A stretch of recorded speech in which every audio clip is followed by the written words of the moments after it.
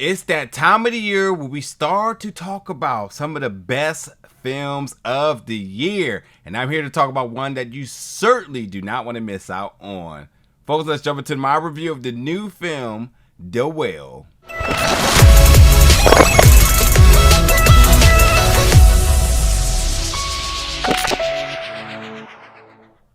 What's up, folks, and welcome back to the channel today for another review. And today we're going to be reviewing the new film The Whale, which is available in some limited theaters right now. And however and whenever you get a chance to check out this film, certainly do so. It's without a doubt one of my favorite films this year.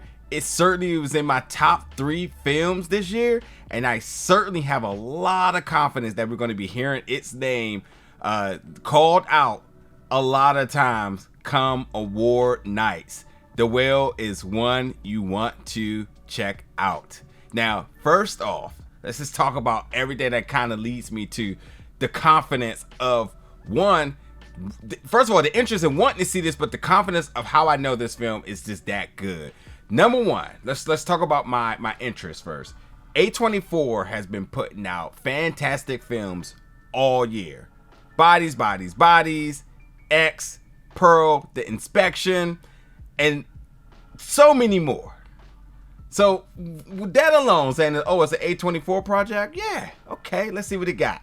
Number 2, a video came out earlier this year from Venice Film Festival where Brendan Fraser got a 6-minute standing ovation from the movie when it premiered that night. And I said, oh, okay, certainly will put that on my to watch list. And by the way, I'll just go off the limb right now and say, like, 6 minutes was definitely it should have been double. Let's just call it what it is. Should have been double, should have been triple. People should still be standing. It's really that good. But then when you look at the cast here now, Brendan Fraser, Sadie Sink, Ty Simpkins, Hong Chow, Samantha Morton. I mean, come on now. And then when you start doing matrices here, when you say, well, what does a Brendan Fraser and Sadie Sink scene look like? It's damn sure going to be good. What does a Brendan Fraser and Samantha Morton scene look like? Samantha Morton and Sadie Sink, Hong Chow and Brendan Fraser, Ty Simpkins and Sadie Sink. You're getting all these combinations the entire film, and they certainly deliver.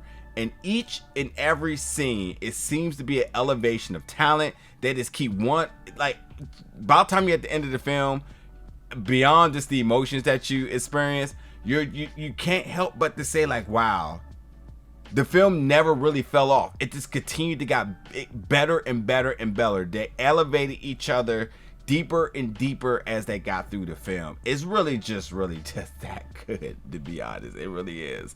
This is for the director Darren Aronofsky and also writer Samuel D. Hunter. And yeah, folks, I can't stress enough. If you've seen the play too by Samuel D. Hunter, then that's another level of interest here.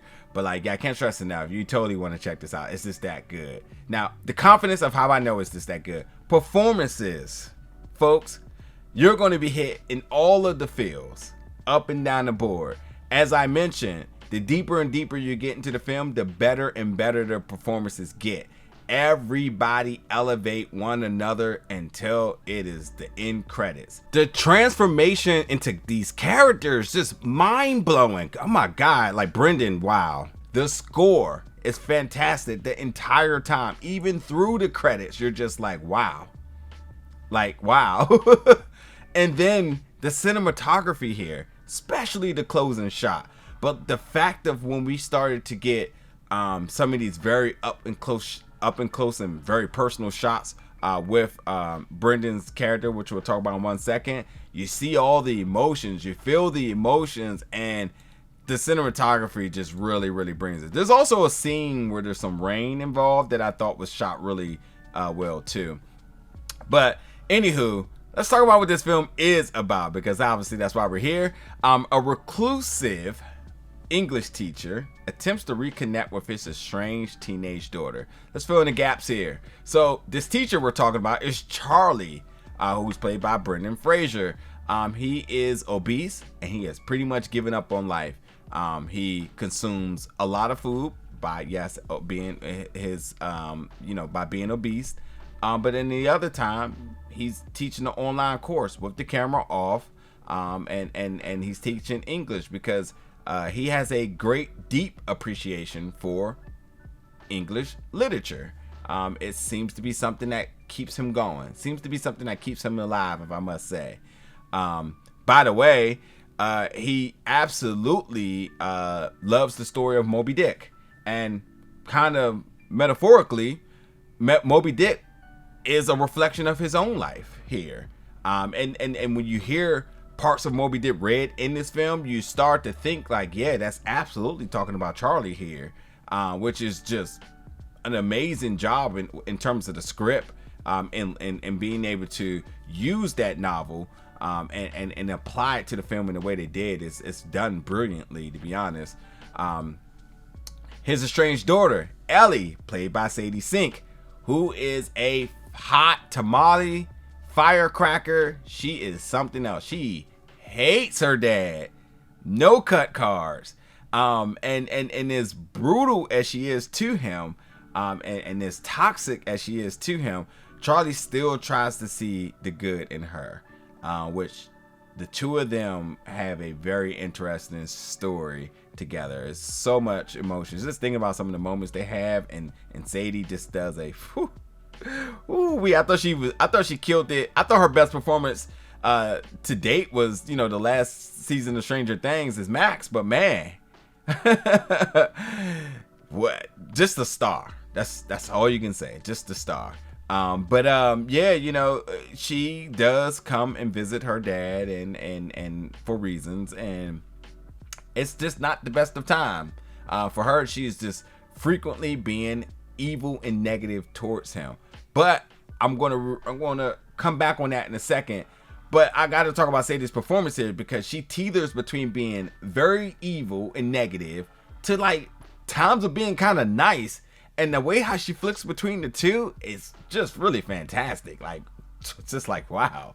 Hunk's character, Liz, is basically Charlie's caretaker, yet friend. She does all the caring and support that he cannot do, but also just being there for him, because pretty much Charlie's given up on life. He's bounded to the couch. I mean, he does move around in his apartment. He does cleans up and freshens up at times, especially the time when Ellie came. He shaved and prepared for her, but pretty much he spent most of his time on the couch. But Liz is definitely there for moral support, but also wants him to get help, and he refuses to see a doctor. He is not going to get in the ambulance. He's not going near no one's hospital, but Liz tries to convince him and be there for him. But he's slowly killing himself by the lifestyle and the choices that he make. He doesn't have much time, which brings Thomas, who is Ty's character, who somehow stumbles on his doorstep as a man of the church to try to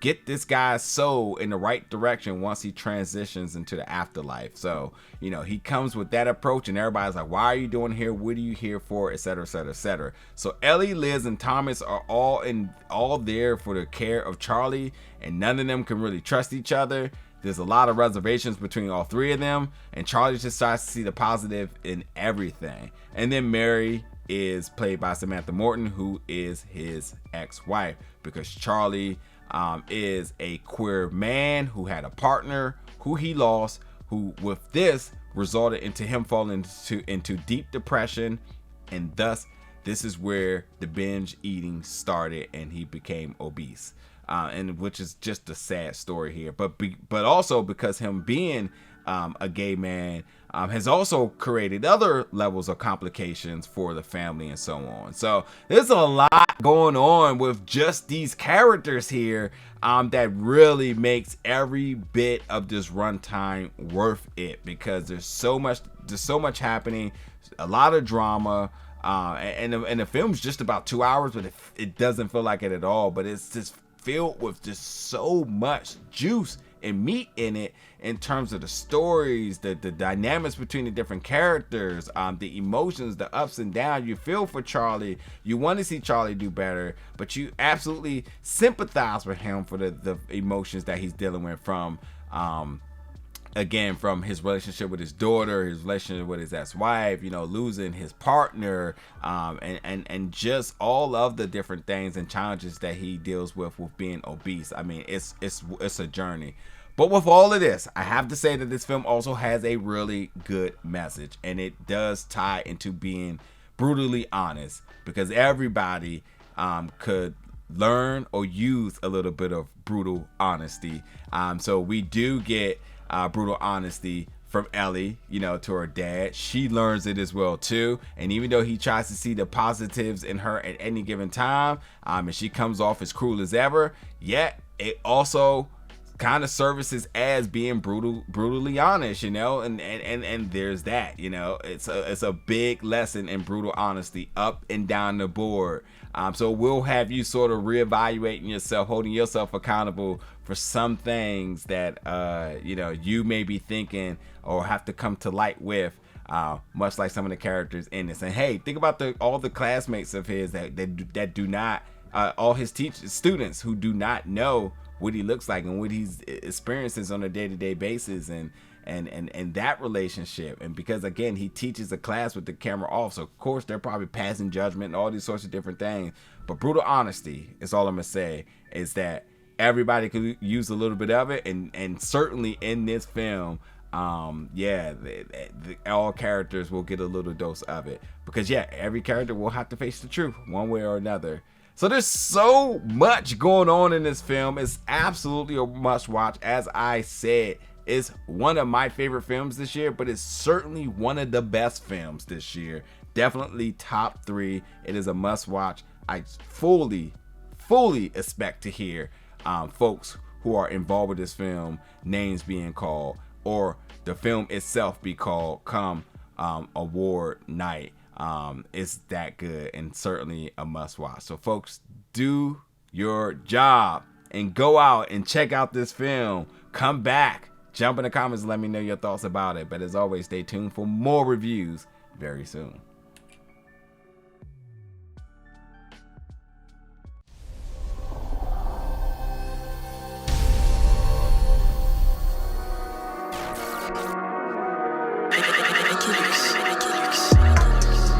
Big old bell.